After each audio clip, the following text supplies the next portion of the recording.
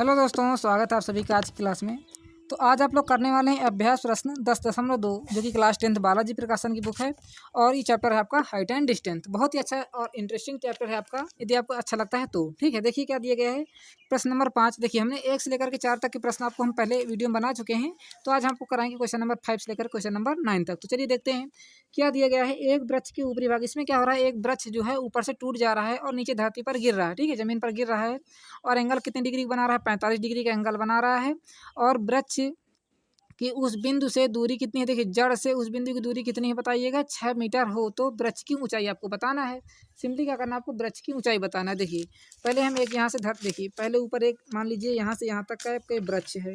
ठीक है, ऐसे हम इसको थोड़ा डॉटेड लाइन बना लेते हैं। ये मान लीजिए क्या है, आपका एक वृक्ष है।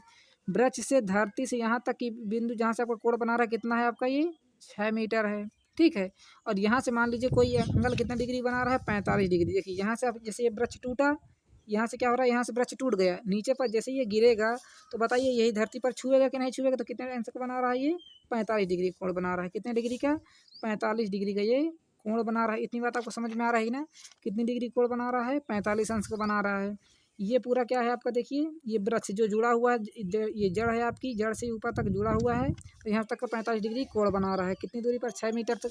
तो आपको क्या बताना है, वृक्ष की पूरी ऊंचाई बताना है, यानी कि ये पूरी आपको ऊंचाई सिंपली आपको क्या करना है, बताना है। तो देखिए इसको मान लीजिए आप एक्स, इसको मान लीजिए वाई, क्योंकि देखिए जो आपका ये गिरा है नीचे तो ये भी तो क्या हो जाएगा आपको, वाई हो जाएगा, क्योंकि देखिए यही भाग तो नीचे को टूट कर गिरा है। यदि आप एक्स और वाई दोनों निकाल लेते हैं, जैसे आप एक्स प्लस वाई करेंगे तो आपकी क्या हो जाएगी, ये वृक्ष की दूरी हो जाएगी। ठीक है, वृक्ष की ऊंचाई हो जाएगी। यहाँ से हम देखिए इसलिए लिख देते हैं वृक्ष की ऊंचाई हो जाएगी। इतनी बात आपको समझ में आ गई कि नहीं आ गई है, आई होप आप समझ रहे होंगे। ठीक है, अब इसके नामकरण कर लेते हैं। मान लीजिए आपका ये ए है, ये बी है और ये आपका क्या है, सी है। इस तरह आपको कर लेना है। क्या करना है, पहले देखिए आप कौन सा एंगल लगाएंगे, tan थीटा लगाएंगे, क्योंकि देखिए आपको ये पता है और ये पता है। क्योंकि देखिए ये पता नहीं, आप इससे निकाल सकते हैं। तो हम क्या लगा देंगे, यहाँ tan थीटा लगा देते हैं। तो बताइए tan थीटा इक्वल टू, बताइए क्या होता है आपका, परपेंडिकुलर अपान में बेस होता है कि नहीं होता है, बताइए। tan theta equal to perpendicular upon में, देखिए परपेंडिकुलर हो जाएगी, बेस हो जाएगा, क्योंकि यहाँ देखिए हमारा एंगल थीटा यहाँ बन रहा है। तो यहाँ लगा दीजिए tan थीटा की जगह हम क्या लिखेंगे, 45 डिग्री इक्वल टू में परपेंडिकुलर बताइए कितना है आपका, BC है। तो यहाँ रख दीजिए BC, अपान बेस कितना है आपका AB, यहाँ भी AB रख दीजिए। तो बताइए tan 45 की वैल्यू क्या होती है, 1 होती है। इक्वल टू में BC बताइए कितना है आपका, x है, यहाँ x रख दीजिए। और AB बताइए कितना है आपका, 6 है। इसके नीचे मान लीजिए 1, इसका इससे गुणा करा लीजिए, इसका इसको गुणा कराइए तो x बराबर बताइए कितना आ जाएगा, यहाँ से 6। इसको मान लीजिए क्वेश्चन नंबर फर्स्ट।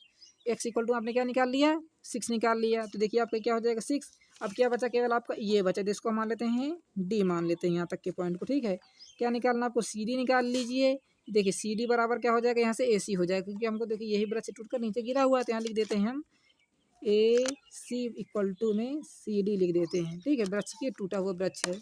अब इसमें कौन सा एंगल लगाएंगे, देखिए इसमें ये हाइपोटेन्यूस है और ये बेस है। बताइए कब होता है हमारा हाइपोटेन्यूस एंड बेस, बताइए कॉस थीटा में होता है। तो यहाँ लिख देते हैं कॉस थीटा इक्वल टू में बताइए क्या होता है, बेस अपान में हाइपोटेन्यूस। तो बेस अपान में हाइपोटेन्यूस। तो बताइए कॉस थीटा यहाँ क्या रखेंगे, कॉस थीटा की जगह हम क्या रखेंगे, 45 डिग्री इक्वल टू में बताइए बेस कितना है हमारा, 6 मीटर। तो यहाँ हम AB रख देते हैं। और बताइए हाइपोटेन्यूस कितना है हमारा, AC। तो यहाँ AC रख देते हैं। ठीक है, इतनी बात समझ में आ गई ना आपको। सिंपली देखिए एक एक स्टेप यदि आपने कर लिया तो आपका पूरा क्वेश्चन एकदम आसान हो जाएगा, ये बात की गारंटी है। देखिए तो देखिए कॉस 45 डिग्री की वैल्यू क्या होती है, 1 अपान में √2 होती है। इक्वल टू लगा दीजिए। AB की वैल्यू बताइए कितनी है, यहाँ से 6, यहाँ 6 रख दीजिए। और AC की बताइए कितनी है, यहाँ से Y है, तो यहाँ रख दीजिए Y। इतनी बात आपको समझ में आ गई ना। हाँ, तो हम यहाँ से क्या करते हैं, Y की वैल्यू निकाल लेते हैं, इसका इससे मल्टीप्लाई, इससे इसके मल्टीप्लाई। तो बताइएगा y इक्वल टू में यहाँ से कितना आ जाएगा, y इक्वल टू में आ जाएगा देखिए 6√2, इसका मल्टीप्लाई इससे हो जाएगा 6√2 आ जाएगा कि नहीं आ जाएगा। और हमने क्या कहा था, वृक्ष जो आपका टूटा हुआ है, वृक्ष की लंबाई बराबर क्या हो जाएगी, देखिए वृक्ष की ऊंचाई कहिए या तो लंबाई कहिए, बात एक ही है। हमने क्या कहा था आपको, x प्लस में हमने y बताया था। ये देखिए हमने ऊपर ही बता दिया था, x प्लस y दोनों आपकी वृक्ष की लंबाई है आपका। ठीक है, कि हम यहाँ से लिख देते हैं x plus Y equal to में क्या हमने माना था, BD माना था। देखिए ये BD है ना, आपको पूरा वृक्ष की लंबाई ही तो है। देखिए x की वैल्यू बताइए कितनी है, x की वैल्यू आपने क्या निकाला, यहाँ 6 निकाला, यहाँ रख दीजिए 6 प्लस लगा दी, वाई की वैल्यू कितना देगा 6√2। जैसे आप इसको सॉल्व करेंगे तो आपका करेक्ट आंसर आ जाएगा। चलिए हम इसको सॉल्व भी कर देते हैं। यहाँ 6 लिख दीजिए प्लस 6 इंटू में √2 की वैल्यू बताइए कितना 1.414 होता है। ये तो होता है आपकी √2 की वैल्यू। इसमें मल्टीप्लाई कराना चाहते हो तो मल्टीप्लाई करा लीजिए, नहीं तो आप ऐसे भी लिख सकते हैं। ठीक है, चलिए हम करा देते हैं मल्टीप्लाई। 6 प्लस 6 कैसे मल्टीप्लाई कराइए, 6 चौक 24, 6 कम 6 2 8 हो जाएगा। ये भी उसी प्रकार आ जाएगा 84। ठीक है, पॉइंट किसके बाद लगेगा, 1 2 3 के बाद पॉइंट लगा, तो 1 2 3 के बाद आप भी पॉइंट लगा दीजिए। यहाँ इन दोनों को कैसे जोड़ेंगे, देखिए 6 इसके पॉइंट लगा के 1 2 3 0 बढ़ा लीजिए। ठीक है, और देखिए पॉइंट के नीचे पॉइंट रहना चाहिए। पॉइंट के नीचे इधर कितना 8 है, इधर कितना है 4 8 4, इसलिए हमने यहाँ 3 0 लगा लिया था। इसको जोड़ लीजिए, यहाँ 4 आ जाएगा, यहाँ 8 आ जाएगा, यहाँ 4 आ जाएगा, 8 6 14 हो जाएगा। हो गया कि नहीं, बस इतना आपको लिख देना। आंसर आपका करेक्ट आंसर कितना हो जाएगा यहाँ से, x plus Y equal to में आपने क्या निकाला 14.484, जो कि अभी क्या है वृक्ष की लंबाई किस में आई थी बताइएगा, मीटर में आई थी। ये क्या हो जाएगा आपका करेक्ट आंसर। आई होप आपको समझ में आ गया हो, तो प्लीज़ वीडियो को लाइक कर लीजिएगा। अब देखिए कुछ बच्चे क्या हो रहे हैं, उनको समझ में नहीं आ रहा होगा, तुरंत छोड़ के भाग गए होंगे। यदि उन लोग छोड़ के भाग गए हैं तो उनको अब कभी भी समझ में नहीं आएगा। क्यों नहीं आएगा, देखिए हम एकदम स्टेप बाय स्टेप आपको समझाते हैं ताकि आपको डिस्टर्ब ना हो। और यदि आपको कोई भी डाउट हो तो कमेंट बॉक्स में उसको भर देना है, पूछ लेना है आपको। ठीक है, स्क्रीनशॉट ले लीजिए। यदि आपने देखिए फिगर बना लिया क्वेश्चन को समझ कर, तो आपको क्वेश्चन एकदम आसान तरीके से आधा क्वेश्चन तो वहीं हो जाता है, यदि आपने फिगर बना लिया इसका। ठीक है, चलिए आपने स्क्रीनशॉट ले लिया होगा। अब आगे देखते हैं question number next, question number 6 क्या कह रहा है। क्वेश्चन नंबर 6 देखिए, पहले पढ़ लीजिए क्या दिया गया है। कह रहा है 2 मीनारों के बीच की दूरी कितनी है, 140 मीटर है। ठीक, इतना क्या है, 2 मीनारों के बीच की दूरी 140 मीटर। देखिए यहीं ध्यान दीजिएगा, दूसरी मीनार के शीर्ष से देखने पर, दूसरे मीनार के शीर्ष से देखने पर प्रथम मीनार के शीर्ष का उन्नयन कोण कितना है, 30 डिग्री है। ठीक है, और यदि दूसरी मीनार की ऊंचाई 60 है तो प्रथम मीनार की ऊंचाई बताइए। देखिए प्रथम क्या बताना है, प्रथम की ऊंचाई बताना है आपको मीनार की। तो हम क्या ले लेते हैं, यहाँ से मान लीजिए एक प्रथम मीनार है आपका, ये हम यहाँ से प्रथम मीनार बना लेते हैं, और एक यहाँ से हम छोटा मीनार बना। ऐसा हमने क्यों किया, ताकि देखिए छोटे मीनार के शीर्ष से ऊपर वाले मीनार का कोण कितना बन रहा है, 30 डिग्री बन रहा है। यही तो क्वेश्चन कह रहा है। तो हम इसको यहाँ से ऐसे करके मिला लेते हैं। ठीक है, और इसकी दूरी बताइए कितनी दी गई, दोनों मीनार के बीच की दूरी कितनी दी गई है, 140 मीटर। तो यहाँ हम लिख देते हैं 140 मीटर लिख देते हैं। पहले इतनी बात आप समझ लीजिए। ठीक है, यहाँ से कितना एंगल बन रहा है 30, तो इसका बेस भी तो बनाना पड़ेगा। ठीक है, तो आपका क्या हो जाएगा, इसको डॉटेड लाइन से बना लेते हैं, इसको हम बेस बना लिए। देखिए ये 140 है तो ये भी 140 होगा। देखिए इसको या तो आप क्या कहते हैं, रेक्टेंगल कह सकते हैं, यदि स्क्वायर बन रहा है तो स्क्वायर भी कह सकते हैं, क्योंकि देखिए स्क्वायर और रेक्टेंगल के अपने सामने भुजा बराबर होती हैं कि नहीं होती हैं। तो सिंपली ये भी कितना हो जाएगा 140 होगा कि नहीं। अब देखिए क्या कह रहा है, यदि दूसरी मीनार की ऊंचाई कितनी 60 मीटर है तो प्रथम मतलब हमने इसको क्या माना था, इसको फर्स्ट माना है, इसको हमने सेकंड माना, क्योंकि सेकंड वाले से ऊपर तक का कोण कितना दिया है, 30 डिग्री बन रहा है। इसकी ऊंचाई कितने का 60 दी गई है, क्योंकि देखिए हमने क्या कहा था, प्रश्न आपका क्या कह रहा है, यदि दूसरी मीनार, तो दूसरी मीनार की ऊंचाई कितनी 60 है, तो प्रथम की बताइए। तो हमने इसको क्या मान लिया, 60 मान लिया। यदि ये 60 है तो ये भी आपकी क्या हो जाएगी, 60 हो जाएगी। होगी कि नहीं 60 होगी बताइए, होगी ना, बिल्कुल होगी।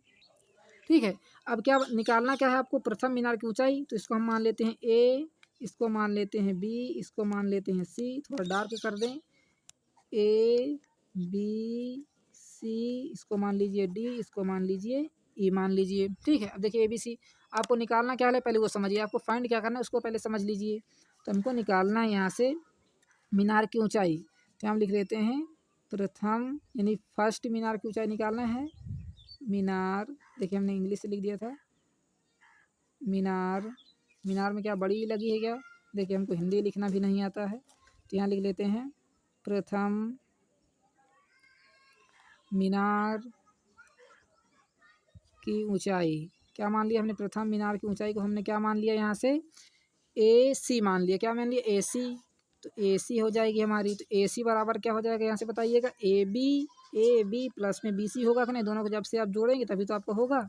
लिख लेते हैं ए बी प्लस में बी सी। तो सिंपली आपको क्या निकालना है, यदि आपने बी सी निकाल लिया तो आपका क्वेश्चन एकदम आसान हो जाएगा। तो हम क्या करते हैं, यहाँ से कौन सा एंगल ले लेते हैं, बी ई सी ले लेते हैं। कौन सा ले लेंगे एंगल, बी सी ई। तो यहाँ से आप ले लीजिए एंगल इन ट्रेंगल, देखिए बी सी ई। हम कौन से ट्रेंगल में देख रहे हैं, बी सी ई में देख रहे हैं। ठीक है, तो बताइए क्या लगाएंगे, tan थीटा लगाएंगे, क्योंकि देखिए परपेंडिकुलर अपान में बेस की ही बात होगी। यहाँ से अधिकतर हमारा tan थीटा ही लगता है। तो बताइए tan थीटा इक्वल टू क्या होता है, tan थीटा इक्वल टू होता है परपेंडिकुलर अपान में बेस।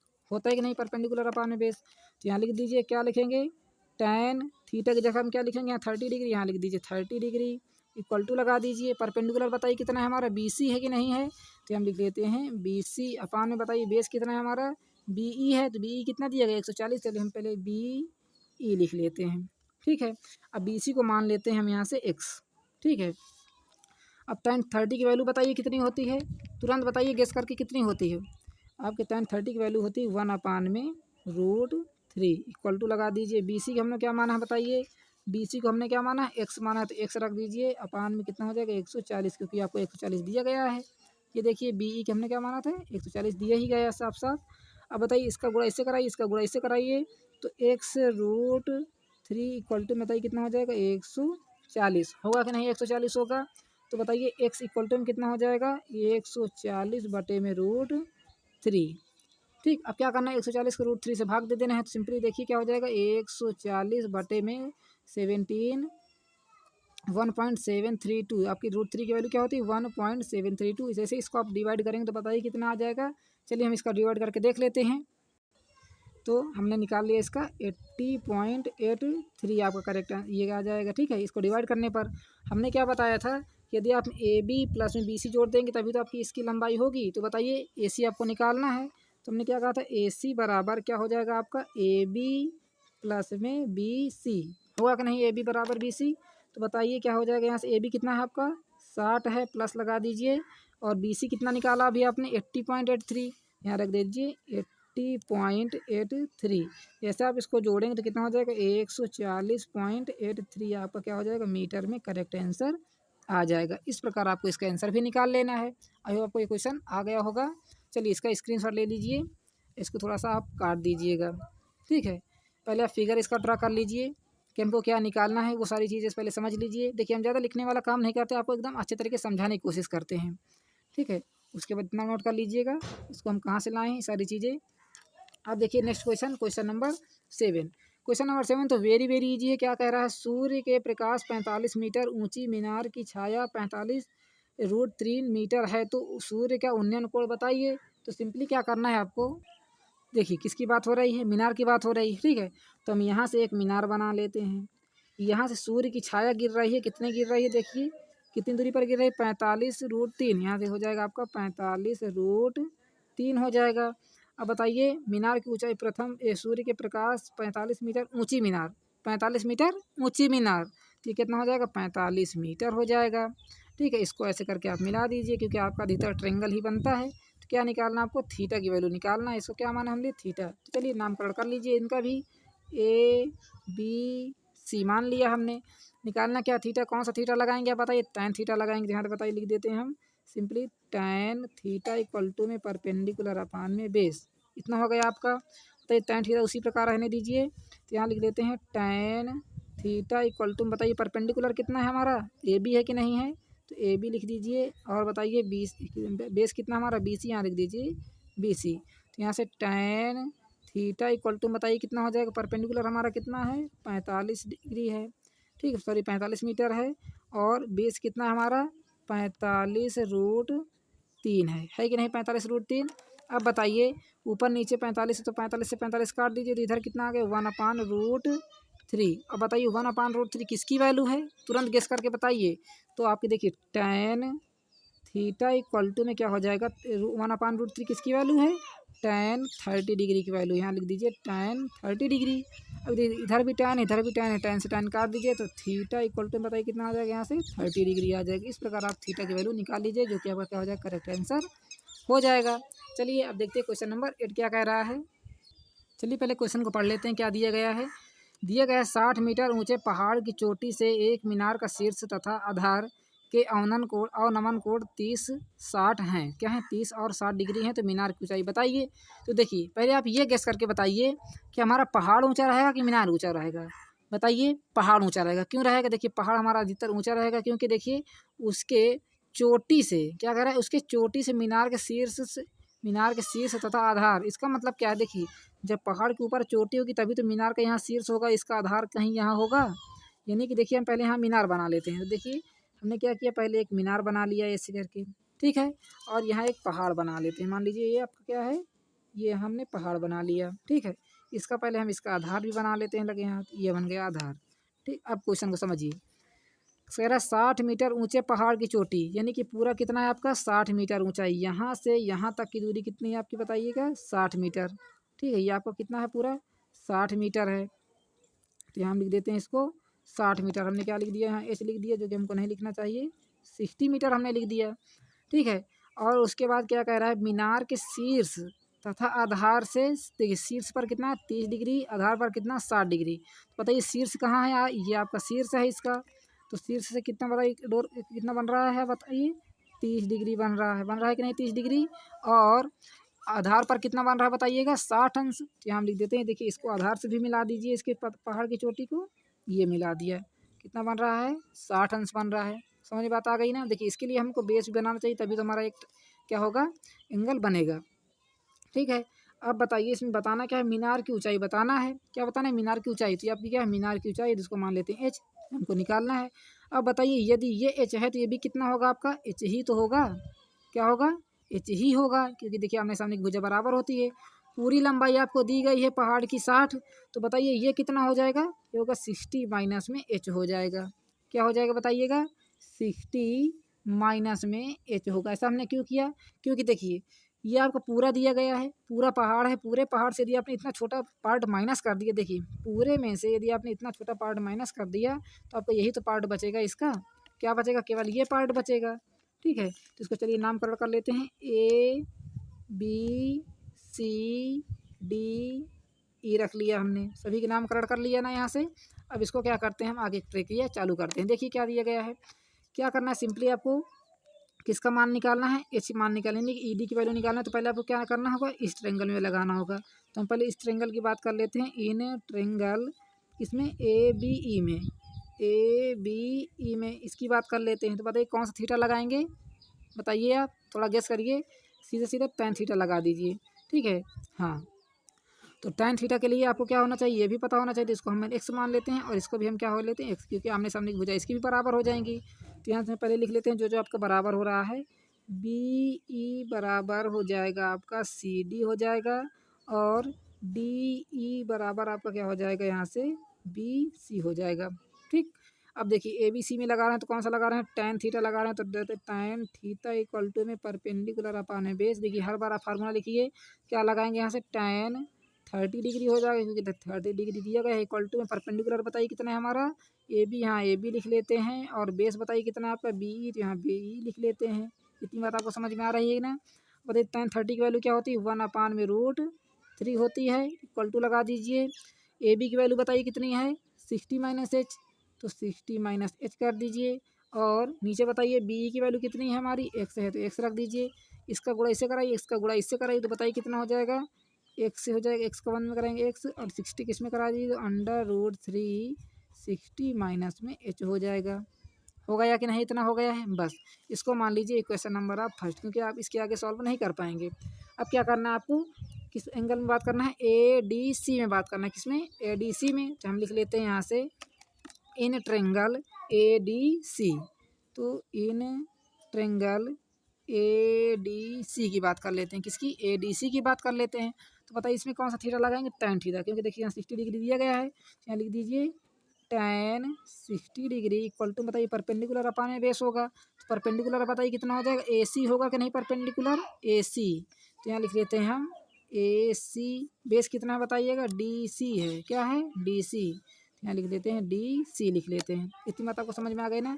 अब बताइए tan 60 की वैल्यू क्या होती है √3 होती है, इक्वल टू लगा दीजिए। ए सी की वैल्यू बताइए कितनी है, यहाँ से ए सी की वैल्यू बताइए कितनी है, ए बी है, A B plus B C है। इसको और इसको जोड़ेंगे तभी तो इसके बराबर होगा, हुआ कि नहीं होगा पहले ये बताइए। और हमने आपको बताया था पूरी लंबाई कितनी दी गई 60 डिग्री दी गई है, इसमें सॉरी 60 मीटर दिया गया। तो आप सीधे सीधे लिख दीजिए 60, और डी सी को हमने क्या माना बताइए एक्स माना है, एक्स माना है कि नहीं डी सी को, तो यहाँ लिख दीजिए एक्स लिख दीजिए। ठीक है, देखिए एक एक स्टेप आपको बारीकी समझना है। इसके नीचे मान लीजिए 1, इसका इससे मल्टीप्लाई, इसका इससे मल्टीप्लाई, तो x√3 इक्वल टू बताइए कितना हो जाएगा, यहाँ से 60 हो जाएगा कि नहीं हो जाएगा। x√3 इक्वल टू में 60 हो गया। तो बताइए x की वैल्यू यहाँ से आपने क्या निकाला था, ये इसको यहाँ रख दीजिए आप सिंपली। तो x की वैल्यू है आपकी √3 60 माइनस एच, और इसको √3 को उसी प्रकार मल्टीप्लाई करा दीजिए, इक्वल टू लिख दीजिए 60। ठीक है, देखिए √3 से √3 का मल्टीप्लाई बताइए कितना होता है 3, यहाँ लिख दीजिए 3, 60 माइनस h इक्वल टू में क्या हो जाएगा, यहाँ इक्वल टू में हो जाएगा आपका 60। 3 के अंदर गुणा करा लीजिए यानी कि मल्टीप्लाई, तो 37 18 180 हो जाएगा, माइनस में 3h हो जाएगा, इक्वल टू बताइए कितना हो जाएगा, यहाँ से 60 हो जाएगा। होगा कि नहीं होगा? अब देखिए क्या करना है, 180 उधर भेज सकते हैं, यदि 60 को इधर लाना है तो इधर ले आइए। देखिए हम क्या करते हैं 180 कर लेते हैं, 60 को इधर लाएंगे तो माइनस में हो जाएगा, इक्वल टू लगा दीजिए, 3h को उधर ले जाएंगे तो प्लस में हो जाएगा, 3h हो जाएगा। अब क्या करना है 180 से 60 को हटा दीजिए, कितना आ जाएगा 120, इक्वल टू में 3h हो जाएगा। होगा कि नहीं h? तो बताइए h इक्वल टू में कितना हो जाएगा, 3 को इसके बटे में भेज दीजिए तो 120 बटे में हो जाएगा 3। काट दीजिए इसको, 3 चौको 12 यानी 40 आ जाएगा। तो h बराबर आपने क्या निकाल लिया, यहाँ से 40 मीटर निकाल लिया। इस तरह आपको करना था। देखिए क्वेश्चन एकदम सिंपल है, और इसका थोड़ा करने का तरीका यदि आपने अच्छे तरीके से सीख लिया, स्टेप आपने सीख लिया, तो कभी आप जीवन में नहीं भूलेंगे क्वेश्चन को। ठीक है, चलिए इसका नोट स्क्रीनशॉट लेना है तो ले लीजिए। पहले एक एक स्टेप समझ लीजिए। देखिए हमने क्या कहा, शुरुआत से आपको फिगर के बारे में, देखिए हम फिगर में ज़्यादा टाइम देते हैं क्योंकि ये आपने फिगर समझ लिया, इसको बनाना स्ट्रक्चर समझ लिया, तो आप सारे क्वेश्चन इसके कर पाएंगे। तो पहले आपने, इसीलिए हम फिगर में ज़्यादा टाइम आपको देते हैं। फिगर आपने सीख लिया है, और उसके बाद एक एक फिगर के आपको डिस्कस करना है, एक एक त्रिभुज की डिस्कस करना है कि इसमें हम क्या निकाल सकते हैं। ठीक है, इस तरह इसके स्क्रीनशॉट भी ले लीजिए आप। चलिए अभी देखते क्वेश्चन नंबर 9 क्या कह रहा है। कह रहा है एक अपूर्ण मंदिर के आधार, यानी कि देखिए अपूर्ण मंदिर यानी कि पूरा मंदिर अभी नहीं बना हुआ है, 30 मीटर क्षैतिज तल पर स्थित किसी बिंदु से मंदिर के शिखर का उन्नयन कोण 30 डिग्री है। देखिए यानी कहीं एक मंदिर है और एक कहीं देखिए कोई बिंदु है, यानी जैसे यहाँ एक मंदिर है, यहाँ देखिए, यहाँ समझिए, एक यहाँ मान लीजिए मंदिर है, यहाँ कोई एक बिंदु है, इस बिंदु से उसका कोण कितना बन रहा है बताइएगा, 30 डिग्री बन रहा है। तो मंदिर कितना ऊंचा बनाया जाए कि उस बिंदु से 30 डिग्री से क्या बन जाए, 60 डिग्री का कोण बन जाए। ठीक है, तो आपको ऊंचाई इसकी भी बताना है सिंपली। तो पहले जिस प्रकार क्वेश्चन दिया उस प्रकार इसको समझिए। क्या रहा है, ये अपूर्ण मंदिर के आधार 30 मीटर क्षैतिज तल। तो देखिए हम क्या कर लेते हैं, पहले एक अपूर्ण मंदिर बना लेते हैं। मान के चलते हैं हमारा क्या है, यहाँ से यहाँ तक एक 30 डिग्री हम या 30 मीटर बना लेते हैं। मान लीजिए हमारा क्या है, ये 30 मीटर दिया गया है। ठीक है, अपूर्ण मंदिर तो देखिए थोड़ी वाली तो इसकी ऊंचाई होगी ही, तो हम यहाँ थोड़ी सी इसकी ऊंचाई भी बना लेते हैं इतना। ठीक, और यदि कह रहा है इस पॉइंट से इस पॉइंट तक आपका कितना है, 30 मीटर है, और उसी बिंदु से कितना कोण बन रहा है बताइए, 30 डिग्री बन रहा है। यानी कि यहाँ से यहाँ तक का कोण कितना बन रहा है, ये 30 डिग्री बन रहा है। देखिए आप फिगर में ज़्यादा गौर करिएगा। ये देखिए हम यहाँ से क्या बना लेते हैं, मान के चलते हैं हमारा कितना दिया गया है, ये 30 डिग्री दिया गया है। क्या दिया गया है, 30 डिग्री दिया गया है। ठीक है, और ऐसा कह रहा है ऐसा 60 डिग्री कोण बनाने पर ये कितना ऊंचा बनेगा। तो देखिए ना, तो हमको इसकी लंबाई मानी, तो इसको हम पहले x मान लेते हैं, क्योंकि हमको इसकी लंबाई भी नहीं पता है, यानी कितना मीटर ऊंचा है। अभी ये पहले भी नहीं पता था और बाद में भी नहीं पता होगा, केवल हमको कोण पता दिया गया है और तल बता दिया गया है। ठीक है, अब हम क्या करते हैं, इसकी थोड़ा सा ऊंचाई बढ़ा लेते हैं, 60 अंश बना करके कोण। तो हम क्या करेंगे, पहले इसकी थोड़ा सा ऊंचाई भी बढ़ा लीजिए। ऐसे करके हम थोड़ा इसको ऊंचाई पहले यहाँ से बढ़ा लेते हैं, डॉटेड लाइन करके। ये मान लीजिए इसकी हमने ऊंचाई इतनी बढ़ा दी है। अब ये पूर्ण मंदिर बन जाएगा, और कोण कितना बनना चाहिए यहाँ से, 60 डिग्री। तो यहाँ हम 60 डिग्री बना लेते हैं। देखिए साथ में ही है, आपको ये पॉइंट अलग अलग नहीं बनाना, देखिए एक ही पॉइंट पर बनाना है। अब ये कितना बन रहा है, ये अब बताइए बन रहा है 60 डिग्री। कितना बन रहा है, 60 डिग्री बन रहा है। अब देखिए ना ही आपको ये लंबाई पता है ना ही ये, तो हम इसको मान लेते हैं x और इसको मान लेते हैं y। अब कुछ लोग सोचेंगे सर इसको पूरा x ही क्यों नहीं मान लेते हैं। देखिए इसमें दो बातें हो रही हैं, पहले अपूर्ण था, अब ये पूर्ण हो गया। पहले अपूर्ण की निकालना, फिर उसके बाद पूर्ण निकालना है। यानी कि आपको पूर्ण मंदिर की लंबाई यहाँ लिख लेते हैं हम, पूर्ण मंदिर की लंबाई बराबर हम क्या लिख लेते हैं यहाँ से, x प्लस वाई। देखिए जैसे आप x प्लस वाई करेंगे तभी पूर्ण मंदिर की लंबाई आएगी। तो हम इसके पहले नामकरण कर लेते हैं। तो नामकरण कैसे करेंगे वो देखिएगा। सिंपली क्या करना है आपको, इसको मान लेना है a, इसको मान लेना है b, इसको मान लेना है c, इसको मान लेना है d। ABC मान लिया आपने। अब बताइए क्या निकालना है, इक्वल टू लिख लीजिए। आपको पूरी लंबाई AC निकालना है। AC किस प्रकार निकालेंगे, AC इक्वल टू में, ये समझिए पहले आपको निकालना क्या है। AC किस प्रकार निकालेंगे, AB प्लस BC। क्या लिख लेते हैं, AB प्लस BC कर लेते हैं। ठीक है, अब एक एक स्टेप चलिए। पहले लिखिए इन ट्रेंगल, किस में बात करेंगे, BCD में। क्या लिख लेते हैं, BDC लिखिए, तो BCD कुछ बात नहीं है। कौन सा एंगल लगाएंगे, tan थीटा लगा दीजिए। tan theta equal to perpendicular upon में बेस होता है कि नहीं। तो बताइए tan थीटा क्या रखेंगे, 30 डिग्री रखिए पहले। तो यहाँ लिखिए tan 30 डिग्री इक्वल टू में परपेंडिकुलर बताइए कितना है, BC है, तो यहाँ लिख देते हैं BC अपान में CD लिख देते हैं। ठीक है, बेस हमारा CD है। तो बताइए tan 30 की वैल्यू 1/√3 इक्वल टू लगा दीजिए। BC की वैल्यू बताइए कितनी है, x, यहाँ x रख दीजिए, और CD की वैल्यू कितनी है हमारा 30, यहाँ 30 लिख देते हैं।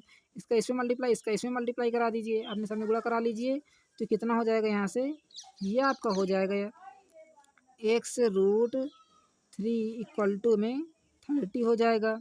होगा कि नहीं x√30? अब देखिए x इक्वल टू बताइए कितना हो जाएगा, 30/√3 होगा कि नहीं, 30/√3 बताइए। तो समझ में आ तो रहा है आपकी। अब क्या करना, देखिए हम इसको अभी आगे सॉल्व करेंगे। क्यों करेंगे, क्योंकि अभी आपकी एक इक्वेशन और बनेगी।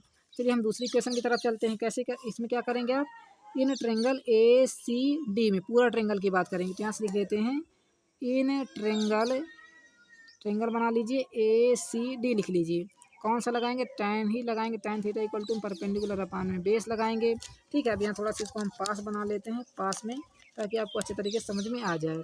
ठीक है, और पास कर लें थोड़ा। चलिए अब आपको समझ में आ जाएगा। यहाँ से देखिए फिगर आपके सामने ही है। अब बताइए ACD की बात हो रही है, तो tan क्या रखेंगे, तो 60 डिग्री रखेंगे, क्योंकि देखिए पूरी ACD की बात ही पूरी बात हो रही है। यहाँ रख दीजिए tan 60 डिग्री इक्वल टू में परपेंडिकुलर बताइए कितना है, AC है आपका, लिख लीजिए AC अपान में बेस कितना है आपका, CD, उसी प्रकार रहेगा। ठीक है, इतनी बात आपको समझ में आ गई ना।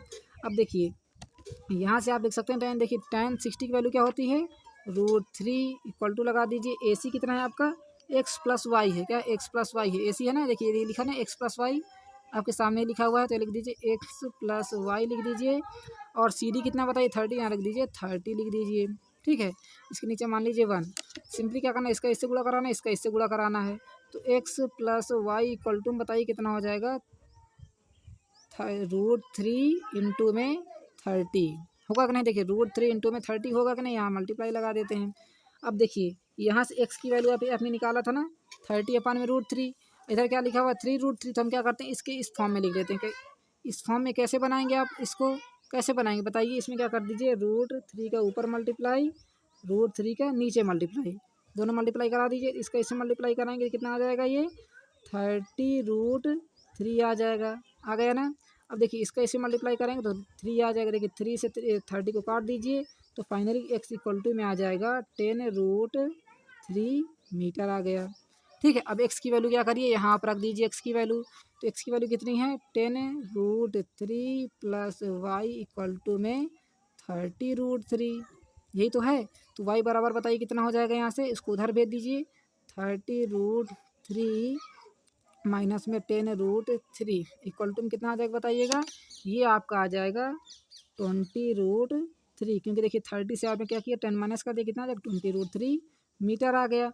अब देखिए आपने यहाँ y की वैल्यू निकाल लिया और x की वैल्यू भी निकाल लिया है आपने, x की वैल्यू और यहाँ y की वैल्यू।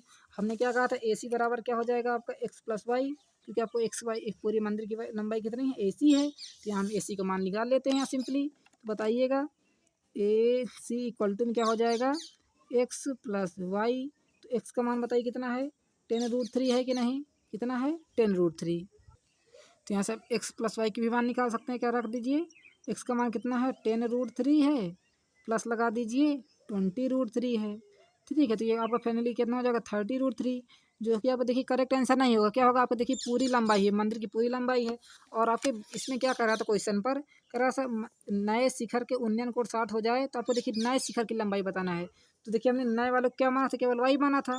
ये आपका जो नया हमने ऊपर बनाया है इसको हमने क्या माना था, वाई। तो बताइए वाई का मान कितना है आपका 20√3 है कि नहीं, तो जो कि आपका क्या हो जाएगा करेक्ट आंसर। देखिए 20√3 को और आप क्या लिख सकते हैं बताइएगा, 20√3 को आप लिख सकते हैं, ये देखिए हमने जो y बनाया था 20√3 निकाला है ना, तो 20√3 को क्या लिख सकते हैं, देखिए यहाँ समझिए y इक्वल टू में 20√3, जो कि आपका करेक्ट आंसर होगा। यही तो आपका नया शिखर है।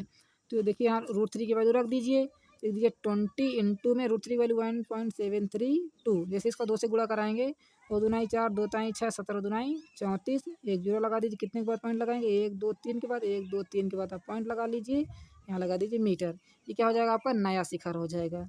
ठीक है, नया शिखर हो जाएगा, किसका हो जाएगा, मंदिर का। ठीक है, यहाँ लिख दीजिए मंदिर का नया शिखर हो जाएगा आपका, जो कि क्या हो जाएगा करेक्ट आंसर हो जाएगा। इसको आप इस प्रकार नोट कर सकते हैं। आई होप आपके सारे क्वेश्चन अच्छे तरीके से क्लियर हो गए हैं। तो प्लीज़ वीडियो को लाइक करिएगा, जाने से पहले चैनल को सब्सक्राइब कर लीजिएगा। Thanks for watching. मिलते हैं अगली वीडियो में, तब तक के लिए धन्यवाद। स्क्रीनशॉट लेना चाहते हैं तो ले सकते हैं। चलिए।